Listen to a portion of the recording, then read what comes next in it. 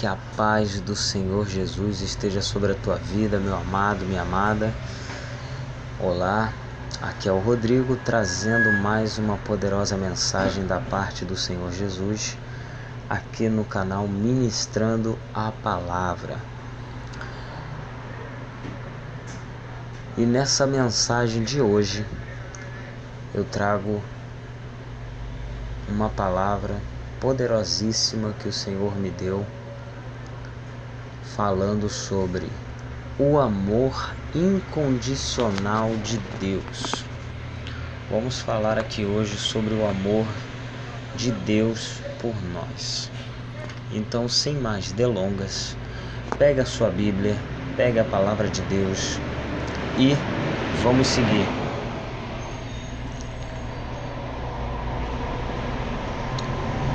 Talvez você já tenha se perguntado: será que Deus me ama? Ou então talvez você tenha se perguntado: se Deus me ama, por que isso? Por que essa situação está acontecendo comigo? Bom, eu vou responder essas questões lendo a palavra de Deus, porque na palavra de Deus encontramos a resposta para todas as coisas, tá?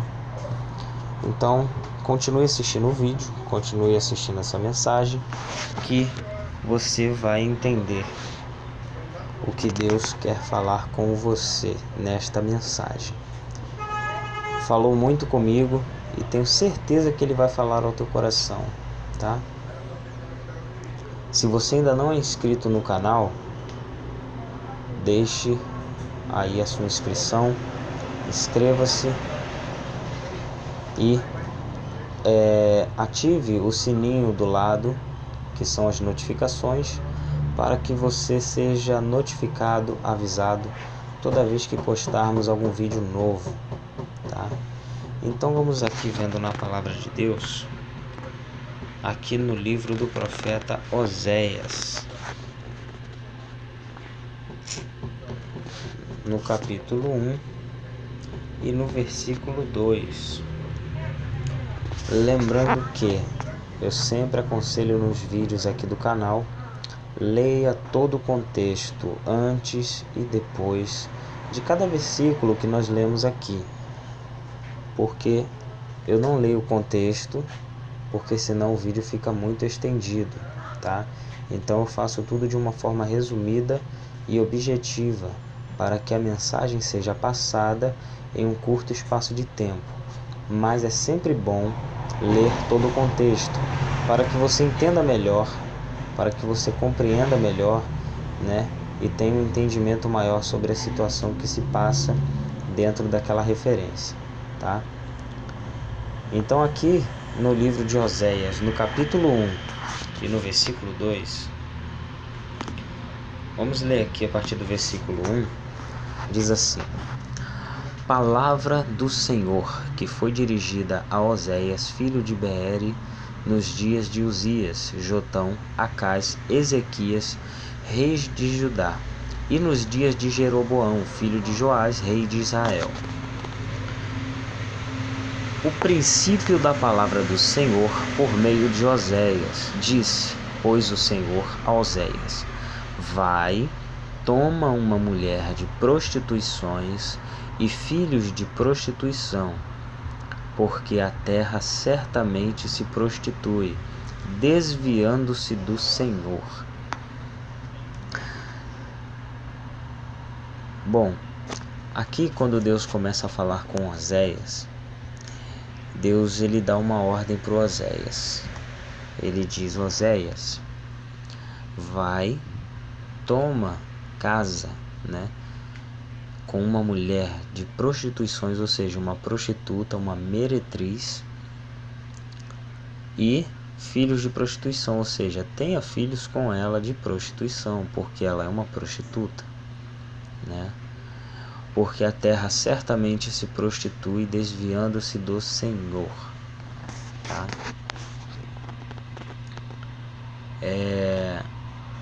Então o Senhor mandou Oséias casar com uma mulher prostituta, para fazer uma representação de como estava o relacionamento entre ele e o povo de Israel, a igreja, seu povo.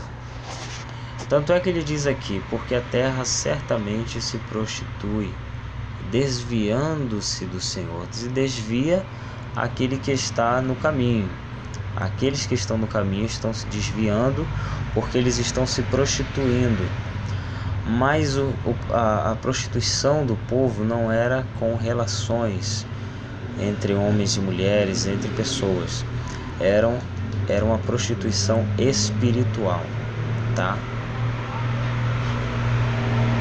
Então, esse casamento, essa união que o Senhor está mandando Oséias ter com essa prostituta, eles fazem uma representação de como estava o relacionamento ali no mundo espiritual entre Deus e o povo de Israel. Com esse casamento, Deus quis materializar o que acontece no mundo espiritual. Quando nós que servimos ao Senhor nos afastamos do seu caminho e da sua vontade, é como se nós estivéssemos nos prostituindo, tá?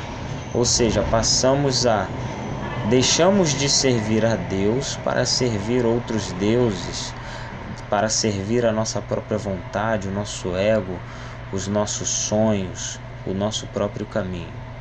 Isso é considerado no mundo espiritual como prostituição, tá?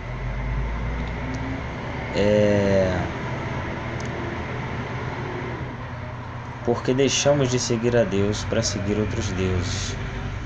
Ou seja, deixamos de nos relacionar com Deus para nos relacionar com o mundo, as coisas do mundo, né? Aquela famosa frase, curtir a vida, né? Curtir a vida. Jesus deixou bem claro na palavra de Deus que é impossível servir a dois senhores, ou seja, não tem como. Vão dizer que tem, o mundo diz que tem como, mas não tem. Não dá para servir a Deus e ao mundo, não dá para servir a Deus e as riquezas, não dá para servir a Deus e curtir a vida, tá? Ou você curte a vida ou você serve a Deus. Não dá, é impossível fazer os dois ao mesmo tempo, tá? A palavra de Deus nos ensina que só existem dois caminhos.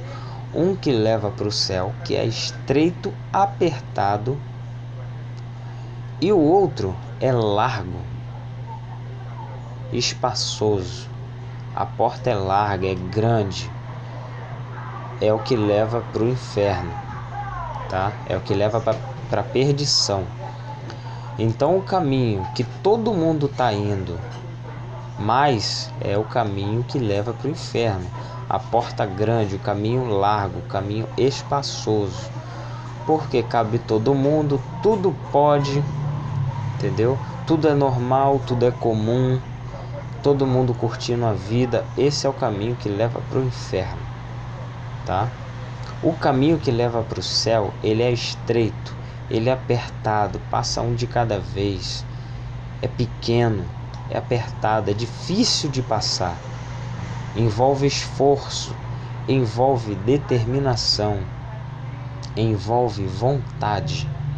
Então, para chegar no céu, tem que ser pelo caminho estreito. Esse caminho estreito tem nome, se chama Jesus. O caminho largo também tem nome, se chama mundo.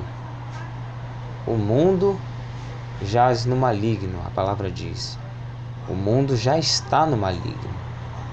Ou seja, porque não servem a Deus, tá? Então vamos ver aqui na palavra de Deus, aqui no Evangelho de Mateus, no capítulo 6, versículo 24. Diz assim: ninguém, a palavra está dizendo afirmativamente, ninguém pode servir a dois senhores, porque ou há de odiar um e amar o outro, ou se dedicará a um e desprezará o outro. Não podeis servir a Deus e a Mamon. Aqui ainda dá um exemplo. Mamon é um deus aqui, um ídolo na verdade, um demônio representado por um ídolo que tem o nome de Mamon, recebeu o nome de Mamon. E esse Deus aqui, esse ídolo, esse demônio, esse espírito maligno, ele exige sacrifícios de crianças, tá? Muita gente relaciona esse demônio, esse espírito, a dinheiro, riqueza. Em algumas traduções está escrito assim: não podeis servir a Deus e as riquezas, tá? Também está relacionado riquezas a esse espírito demoníaco, tá? Só que o que era principal era o sacrifício de crianças. Ele exigia que as crianças fossem jogadas no fogo e sacrificadas a ele, tá? Então as pessoas o adoravam dessa forma. Certa vez eu ouvi uma história de que havia um muro, Talvez você já tenha ouvido essa história também. Havia um muro. De um lado tinha uma multidão, de outro lado outra multidão. De um lado do muro estava, junto com a multidão, o diabo, quieto, parado, sem fazer nada, sem esboçar nenhuma expressão, nenhum tipo de ação. E do outro lado estava Deus, estava Jesus, junto com a outra parte da multidão. Em cima do muro tinha uma pessoa. Essa pessoa achava que poderia servir a Deus e curtir a vida, servir ao mundo, fazer suas vontades, fazer o que ela queria, ao mesmo tempo servir a Deus. O que não é possível, porque para servir a Deus temos que abrir mão da nossa vontade para fazer a vontade dele, certo? Ou seja, quando entregamos a nossa vida ao Senhor Jesus, nós abrimos mão do nosso livre-arbítrio. Nós temos o direito, sim, livre-arbítrio, de escolher de qual lado queremos ficar. E podemos mudar de lado a qualquer momento, enquanto estivermos vivos, tá? Enquanto estivermos vivos. Porém, não tem como servir a Deus e ao mundo ao mesmo tempo. Ou estamos de um lado ou estamos do outro. Mas essa pessoa que estava em cima do muro, ela achou estranho, porque só Deus, somente Jesus, junto com a multidão do seu lado, gritava para ele: vem para o nosso lado, vem para cá, entrega a tua vida, deixa eu cuidar de você, eu te amo, eu quero você do meu lado, vem para cá, vem para cá, vem para cá. E a pessoa que estava em cima do muro perguntou assim para o diabo, perguntou para Deus, na verdade: por que vocês estão me chamando para o lado de vocês e o diabo não está me chamando? Por que eles não estão me chamando, não estão gritando? Por que não estão competindo? Aí Deus falou: porque você está em cima do muro e o muro pertence a ele. Ou seja, moral da história, tem gente que pensa que existe um meio termo, só que na verdade o meio termo, a dúvida, ela já faz parte do mundo. Então, a parte de Deus, o lado de Deus, envolve fé, ou seja, envolve certeza. Tanto é que a palavra diz lá em Hebreus que a fé é o firme fundamento das coisas que não se veem e a certeza das coisas que se esperam, tá? Então é uma certeza. O lado de Deus é uma certeza. O lado que envolve dúvidas, meio termo, é o lado do diabo, do mundo, tá? Porque ele não dá certeza de nada. Ele não pode garantir nada. Já Deus pode, porque ele é Deus, soberano, tá? Então vamos voltar lá em Oséias,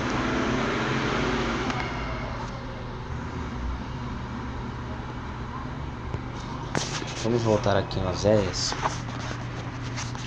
Só que agora aqui no capítulo 3 e no versículo de número 1.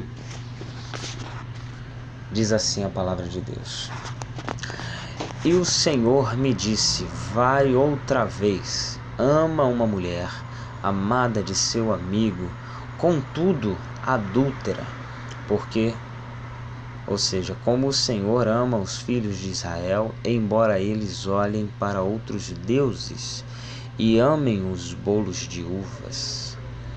Vou ler de novo. E o Senhor me disse: vai outra vez, ama uma mulher amada de seu amigo, contudo adúltera, como o Senhor ama os filhos de Israel, embora eles olhem para outros deuses e amem os bolos de uvas. Isso representa o amor incondicional de Deus por nós, a igreja, a noiva. Também aponta para Jesus, que veio para reconciliar a noiva, a igreja, com o noivo, ou seja, com ele mesmo, tá? Deixa eu te explicar aqui. Por que está escrito vai outra vez? Porque lá no capítulo 1, no versículo 2 de Oséias, o Senhor mandou Oséias tomar uma mulher prostituta. Não chamou ela de adúltera. Atenção, prostituta, tá? Que tinha relação com vários homens, mas ela não era casada, prostituta, tá? Aqui no capítulo 3, versículo 1, chama ela de adúltera. Por quê? Porque ela já estava casada com ele, tá? Adultério é um tipo de prostituição, mas só se aplica a quem já está casado, tá? Não tem como ser adúltero sem estar casado, tá?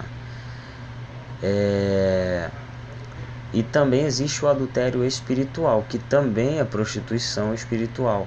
É o mesmo caso, porque estamos nos relacionando com Deus e quando nos afastamos, traímos, cometemos uma traição, um adultério, servindo outros deuses, servindo o mundo ou fazendo a nossa vontade. Isso caracteriza um adultério espiritual, tá? Deixamos de fazer a vontade de Deus, de nos relacionarmos com Deus, tá? Ou seja, cometemos uma traição espiritual. É a mesma coisa. Tudo na Bíblia tem um sentido espiritual, tá? Então isso aqui é uma representação física do que estava acontecendo no mundo espiritual. E o que Deus manda ele fazer aqui? Vai lá outra vez, ama uma mulher amada de seu amigo, contudo adúltera. Ou seja, ela não é só prostituta, ela não é só amada do seu amigo, ela não tem relação só com outras pessoas, ela é uma adúltera porque ela tem relação com outras pessoas e é casada. Então vai lá, ama ela de novo, da mesma forma que o Senhor ama os filhos de Israel, embora eles olhem para outros deuses. Ou seja, vai lá, ama ela outra vez, toma ela de novo, tá? Porque da mesma forma que os filhos de Israel se desviam da minha presença, do meu caminho, eu continuo amando eles e buscando reconcílio. Deus não busca separação. Deus não busca divórcio. Deus não aprova o divórcio. Eu vou falar disso aqui daqui a pouco, tá? Então aqui Deus está expressando o amor incondicional dele. Mesmo que o povo se desvie olhando para outros deuses, o Senhor continua amando o povo de Israel e tentando ali se reconciliar. É aí que entra Jesus. É aí que Jesus entra. Ele não mandou outra pessoa, ele veio pessoalmente. Vamos ver aqui no livro de Efésios, no capítulo 2 e no versículo 13. Diz assim: mas agora em Cristo Jesus, vós que antes estáveis longe, já pelo sangue de Cristo chegaste perto, porque ele é a nossa paz, o qual de ambos os povos fez um, e derrubando a parede de separação que estava no meio, ou seja, ele derrubou o muro, que é do diabo. Ele derrubou o muro, tá? Na sua carne desfez a inimizade, isto é, a lei dos mandamentos, que consistia em ordenanças, para criar em si mesmo dos dois um novo homem, fazendo a paz. E pela cruz, que foi um instrumento usado para reconciliar ambos com Deus, em um corpo, matando com ela as inimizades. Ou seja, pela cruz ele reconciliou os povos com Deus, reconciliou o mundo que estava afastado, longe, em outro caminho, reconciliou com Deus. Então Jesus ele veio reconciliar. Jesus ali foi a prova física do amor incondicional de Deus por nós, tá? Não só pelo povo de Israel, mas por toda a humanidade, porque ele não morreu só pelo povo de Israel, pelos hebreus, pelos judeus. Ele morreu por toda a humanidade. Ele morreu por todos aqueles que aceitam e confessam o seu nome como Salvador de suas almas. Então, nós podemos ver aqui o quão grande é esse amor de Deus. E tudo isso, com tudo isso que a palavra de Deus nos ensina, ainda existem aqueles que dizem que Deus aprova o divórcio, a separação, ou, além do divórcio, se casar com outra pessoa. Agora eu te pergunto, como Deus aprovaria isso se ele veio para reconciliar e não para dividir? Deus poderia ter escolhido outro povo, mas ele não fez isso. Vocês não querem ficar comigo? Então eu vou escolher outro povo. Eu vou fazer aliança com os assírios, vou fazer aliança com outros povos, tá? Só que ele não fez isso. Ele insistiu em manter a aliança, em manter a relação com o povo de Israel, de tanto que ele os amava, tá? Ou seja, os outros povos não queriam saber de Deus, já estavam mais para lá do que para cá, certo? Eles serviam outros deuses, estavam totalmente fora. E o povo de Israel estava com Deus, só que se desviou. Então o povo ainda estava ali, meio que em cima do muro, ainda tinha esperança. Então Deus insistiu no povo de Israel.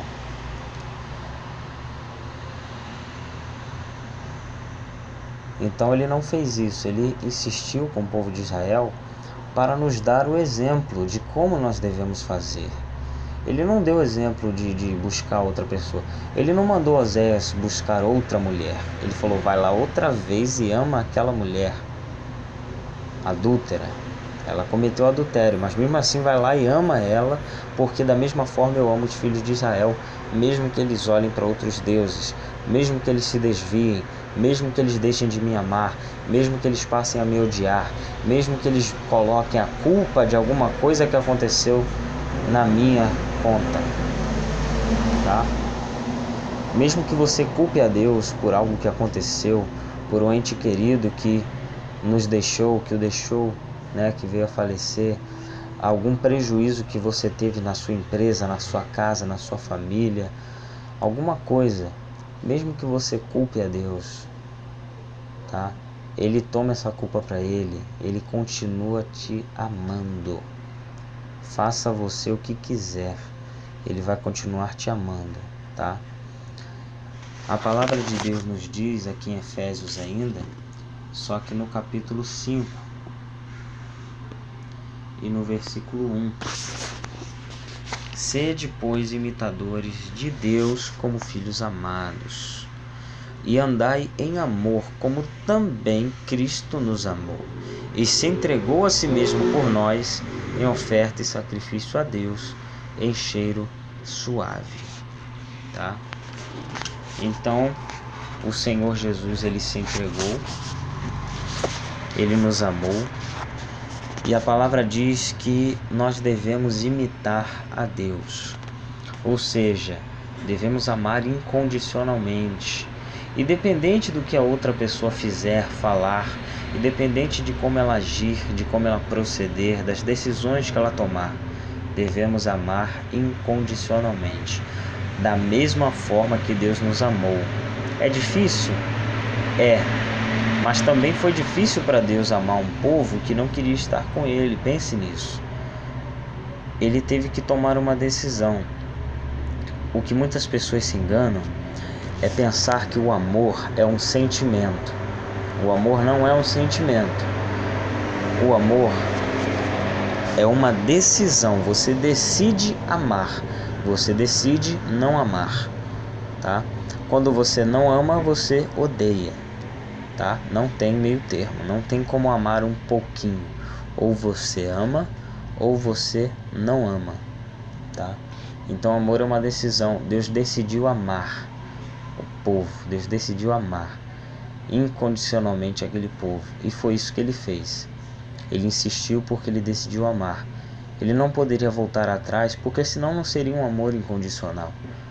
Seria um amor condicional, ou seja, dependendo das condições. Um amor incondicional é independente de qualquer condição, qualquer efeito, qualquer acontecimento, qualquer coisa, tá? Ele é incondicional.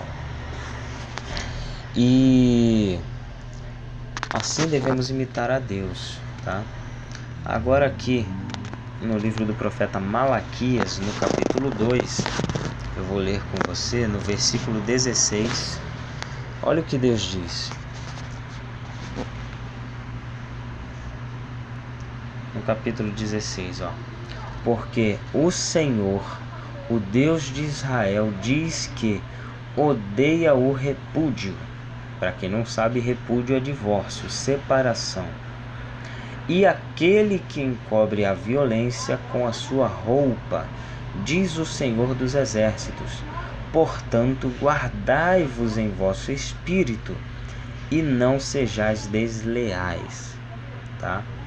Então, aqui o Senhor diz claramente que odeia o divórcio. E mesmo assim as pessoas afirmam que pode divorciar ou que pode casar com outra pessoa. Aqui no canal eu tenho um vídeo, já uma palavra sobre isso, sobre se pode ou não casar com outra pessoa.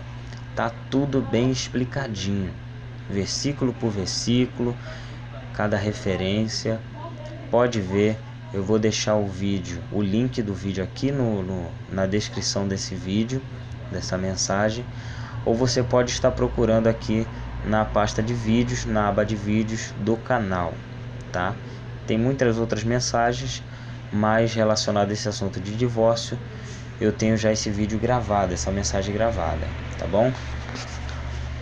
Então o próprio Deus odeia o divórcio, tá? E como ele aprovaria o divórcio se ele odeia, tá? Não tem como. Veja aqui comigo em João, no Evangelho de João, no capítulo 3 e no versículo 16. É um versículo muito conhecido. Porque Deus amou o mundo de tal maneira que deu o seu Filho unigênito, para que todo aquele que nele crê não pereça, mas tenha vida eterna. Então essa é a maior demonstração do amor de Deus, do amor incondicional, tá? Ele enviou o seu Filho, Jesus, seu unigênito, para morrer, para que todos aqueles que crescem no seu nome possam ser salvos. Para que a salvação pudesse ser alcançada, crendo no nome dele, tá? Se você, por algum motivo, seja qual for, se afastou do caminho do Senhor, da vontade dele, da presença dele, saiba que ele continua te amando. Ele continua te esperando.